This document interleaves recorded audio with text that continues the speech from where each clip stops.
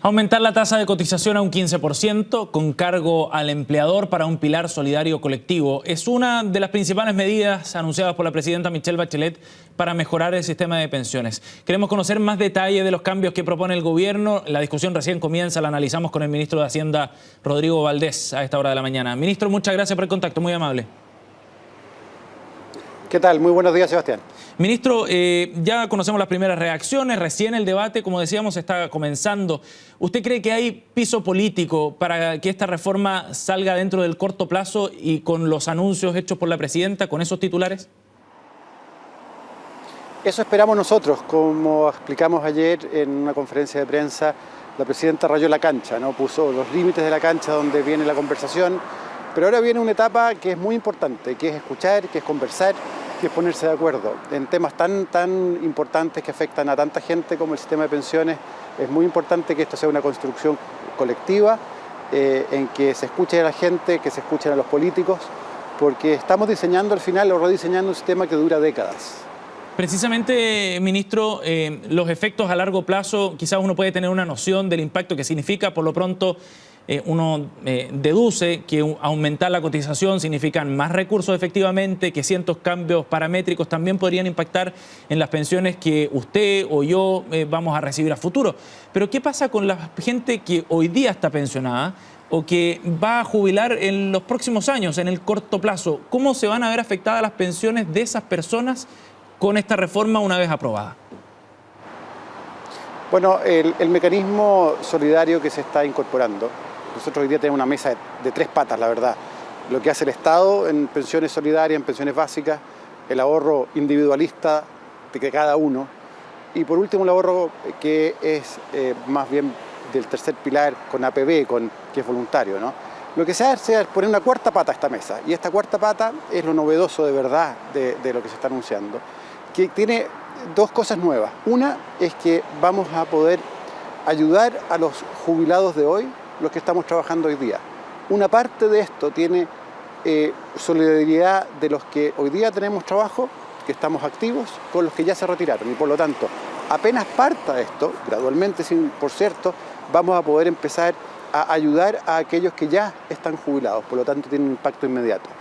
Tiene una segunda parte, que esto también es muy importante, que contiene ahorro, pero que es un ahorro grupal. Es un ahorro en que nosotros, los que tenemos un poco más, le ayudamos a los trabajadores que tienen un poco menos, a que todos podamos ahorrar en conjunto. Y por lo tanto, cuando todos nos retiremos, aquellos que tuvieron la suerte de que les fue mejor en la vida van a haber ayudado a aquellos que les fue un poco peor en la vida, que no tuvieron esa suerte, a tener una mejor jubilación. Ministro, pero en el cortísimo plazo, digamos, considerando que esto tiene varias velocidades y que hay que proyectar este sistema, como decía usted, para las próximas décadas, pero también considerando que el descontento ciudadano existe hoy día y que hoy día hay muchísima gente que está jubilando con pensiones que son muy bajas, que son de miseria muchas de ellas. Considerando eso, ¿qué significa para esas personas que hoy día están jubiladas o que van a jubilar pronto, como le decía, qué significa de aquí a 2 o 3 años más?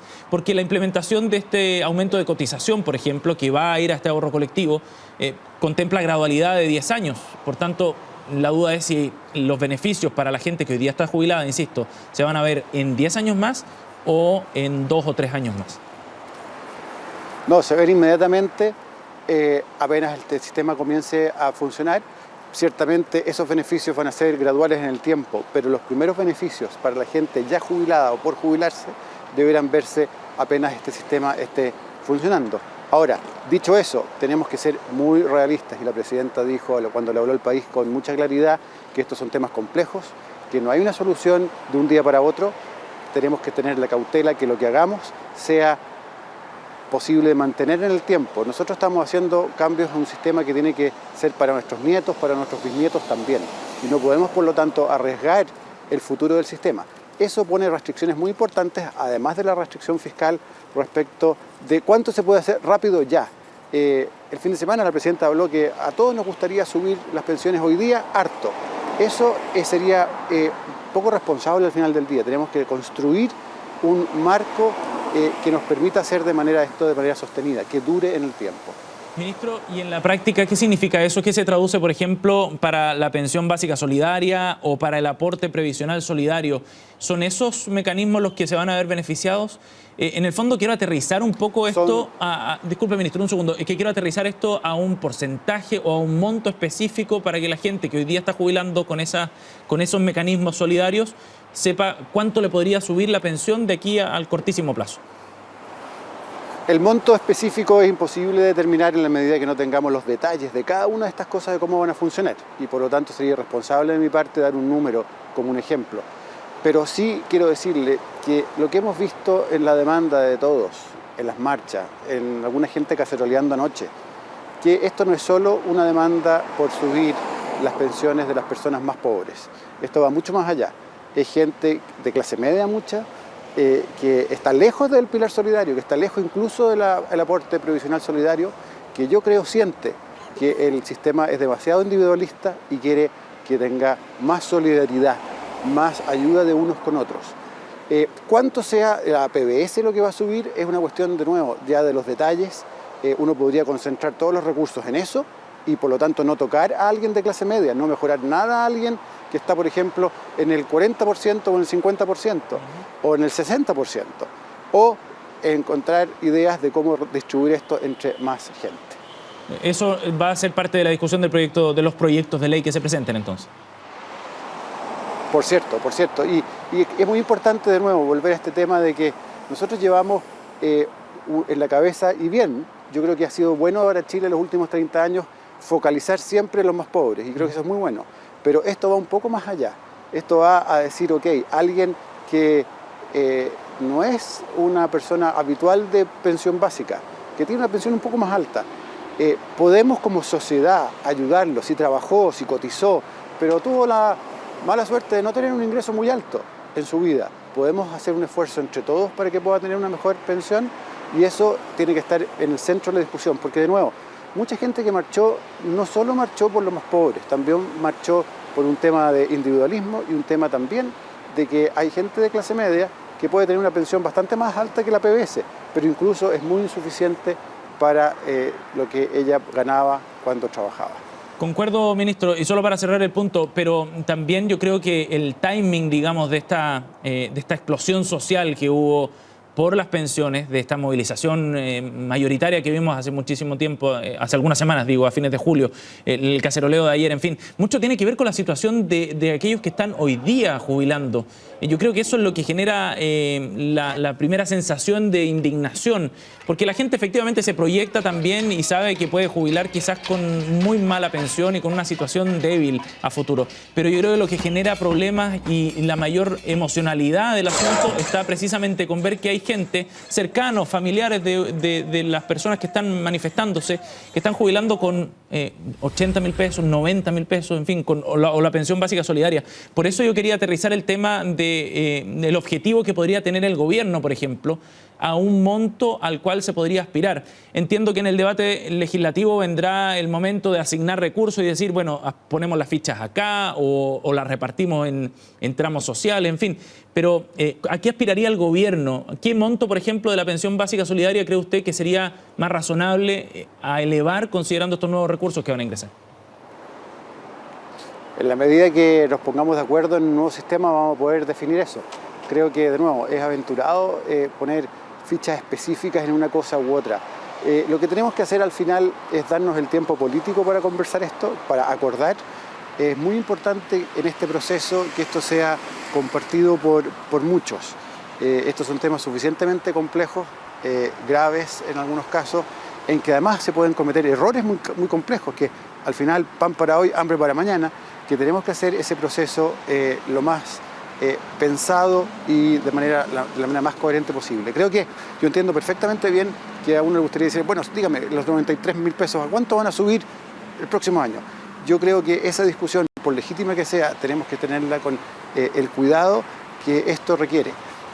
Cuando uno habla de pensiones no puede hablar de hoy día, tiene que hablar de un sistema que dura muchos años, muchas décadas, y por lo tanto yo creo que la mayor problema es la tensión que se produce aquí a este corto plazo con el tener un sistema, un diseño, una discusión que nos permita pavimentar esto para que dure y para que sea mejor.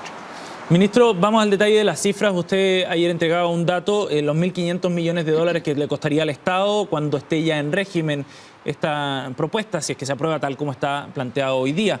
¿De dónde van a salir los recursos que el Estado tiene que poner como empleador, estos 1.500 millones de dólares? Bueno, eso va a tener que salir del crecimiento económico de los próximos 10 años.